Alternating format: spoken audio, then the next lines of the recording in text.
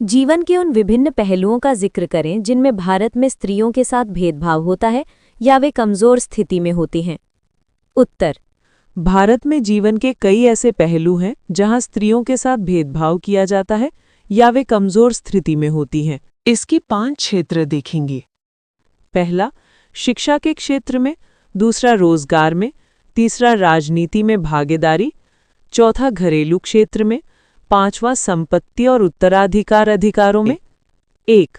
शिक्षा के क्षेत्र में कई स्थानों पर लड़कियों को लड़कों की तरह समान शिक्षा के अवसर नहीं मिलते। 2. रोजगार में महिलाओं को समान काम के बदले कम वेतन दिया जाता है और उच्च पदों पर अवसर कम मिलते हैं। 3. राजनीति में भागीदारी, निर्णय लेने वाले पदों पर महिलाओं की संख्या बहुत कम है। 4.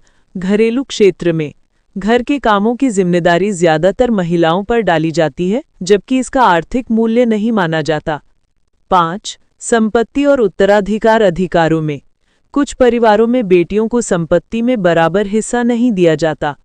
निष्कर्ष: इन सभी पहलुओं में सुधार लाने के लिए शिक्षा, समान अवसर और समाज की सोच में बदलाव आवश्यक है। Quick revision: 1. शिक्षा के क्षेत्र में, 2. रोजगार में, 3. राजनीति में भागीदारी, 4. घरेलू क्षेत्र में, 5. संपत्ति और उत्तराधिकार अधिकारों में। 1.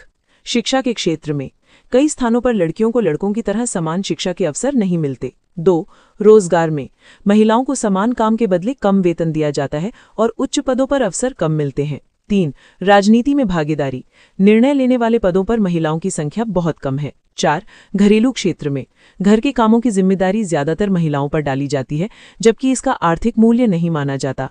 5. संपत्ति और उत्तराधिकार अधिकारों में कुछ परिवारों में बेटियों को संपत्ति में बराबर हिस्सा नहीं दिया जाता।